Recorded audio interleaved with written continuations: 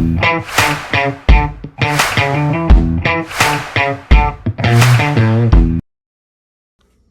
guys, welcome back. Today it is August 9th, I believe. We had a pretty big rainstorm today come through. Took out the power. We still don't have power yet. That was a couple hours ago, but today, right now, I am up in a muddy blind that we have on a small little clover food plot. This is a brand new food plot we put in this year, and I just want to talk about it for a little bit.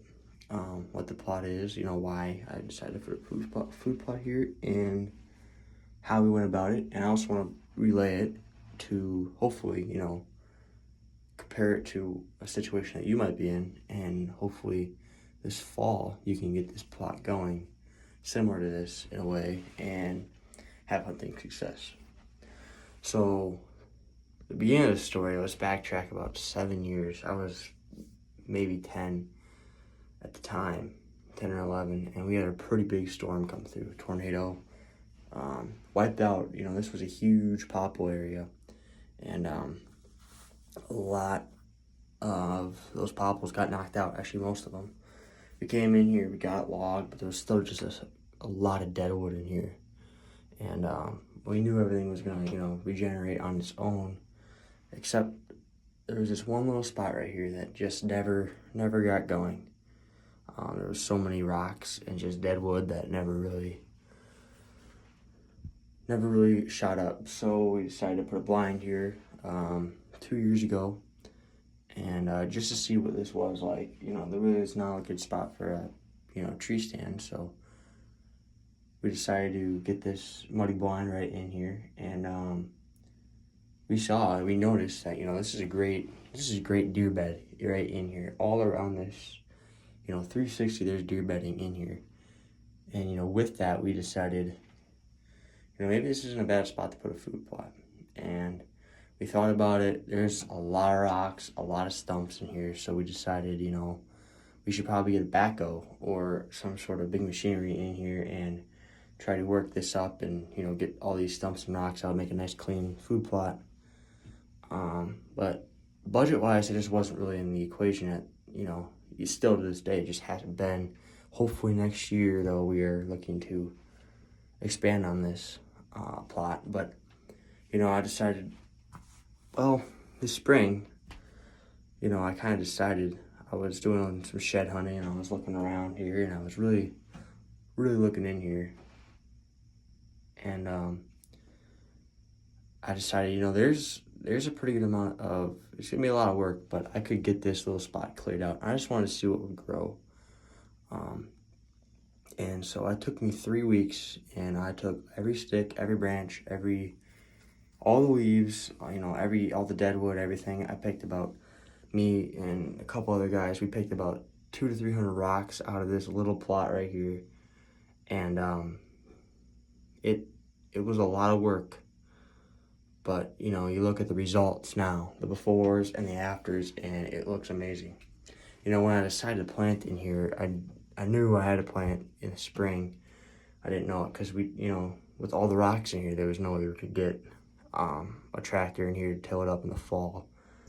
And I knew that, a spring plot, I wanted clover because our big egg is corn. There's not a lot of, I wanted to see, what would grow, if clover would grow. Clover grows really easy seed to get in the ground. I wanted the clover for turkey hunting, and I just knew this would be a good place to have clover. It's a small plot, browse pressure and everything. Clover is the best thing you can plant in a very small plot. So I decided to do that, and with that, it led me to, we got it, we planted it, we raked it in. We barely even had to rake it in. The ground was nice and soft. We had some rain come through. Everything worked great, and then that clover started to grow up, but it was very weedy. And that's one thing I planted in the spring. I made the mistake of not planting with the cover crop. I didn't think it was worth buying the oats or whatever, and that was my mistake. I probably should have. However, we came through and we sprayed. Now the blend I used, it was Comeback Kid by Domain. I like Domain products. They don't have filler seed, they don't have ryegrass in there. Any kind of filler seed that is cheap, and you don't need to there's no good in the plot. It just sells it. But this was a mixture of clover and alfalfa, and then from the demand I also bought a little bit of just pure chicory, and I seeded that into this as well.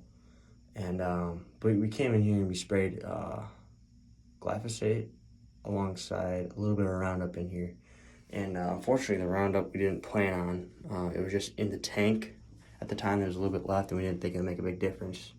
However, it did wipe out 80% of the chicory we had in here. However, the chicory is not the main attraction here. It's the clover and alfalfas that are the main attraction. Chicory is a little bit more of a nurse crop, kind of.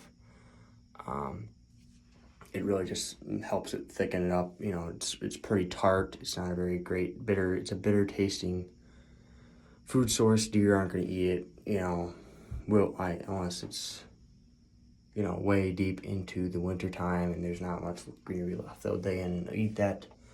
However, it does bring value into the plot. It helps the clover grow better, keeps weeds out, and that's why I like to put it in the mixes of clover. Getting off track. However, you know, we put it in here and we sprayed, and a lot of the weeds died. There was a lot of grasses, a lot of broadleaves, everything kind of died. So that was really good, and we've hit it with a couple mowings, and the success has just been amazing. We've had deer in here every day. There's a mom, a baby. We've had a couple, you know, bucks in here. I'm just super excited. You know, again, this was the first year really I wanted to really work on this piece of property. We have not had a lot of, you know, this has been a pretty left alone. We've kind of let it just grow as it needs to, but now we can finally start doing some work on it, and I'm really loving the way it can be. You know, it came up, and I'm excited. You know, this is just a testimony to, you know, put in the work and you will get rewarded. Even if it's, you know, this I don't know, 10 to 15 rocks in here, big rocks you couldn't move with the tractor. There's 5, 6 stumps that you just could not move, you know, and we're hoping to get those moved soon with a backhoe or a big machine. But as of right now, this is doing all it needs to do, and this is, you know, it takes work, it takes sweat equity, but it was cost effective and it was quick, and it's getting results. You know, the next step was putting a water hole, you know, a couple 100 yards to the west of me, and I have a nice set there with a mock scrape, and it's just going to be fed, water, food. That's the exact kind of set you want, the pattern. You want to get that in a line. You want to make sure your bucks have their priorities straight, and it's just all connected through a nice, there's a good trail here, you know, natural trail, and then a logging trail that just stayed open.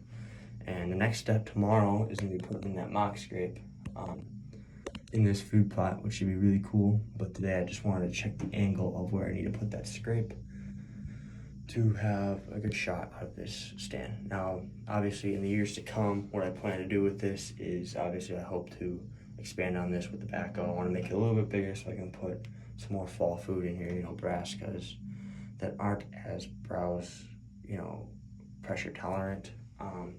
But I also want to get this stand access. This is horrible stand access where the stand is located. However, I just want to get food in here just to see what it was like. But the stand access does need to get fixed. They will have to ultimately move the stand or find a way to screen to get to the stand. But that's, you know, it's always, you always got to plan years ahead. You know, projects like this, they don't all come together at once. This is going to be something that could take, you know, 3, 4 more years to get this spot where I want it to be. You know, this whole, it's about 30 acres here in just this little pocket of the property that I want to get going, and I really want to really dial in and learn how to manipulate deer movement and kill big bucks. You know, we've had bucks in the area. They use this area in the fall. They're just a little unpredictable right now, which is why I'm hoping putting food here, you know, holds them a little more, as well as gives us a chance to kill these bucks. But you know, I'm just super excited. I had to come up here, get a walk in, make sure nothing, you know, branches laying on the stand or anything. But it's just nice to be up in this stand. I mean, it is a month away, and I could not be more happy. You know, I might be sitting right here on opening day. Clover is a great option early season. But I'm super excited, and you guys, you know, it's still not too late. Brassicas is getting there. You know, you should be getting brassicas in the ground wrapped up by the next week here. We'll be getting ours in hopefully this week to next week.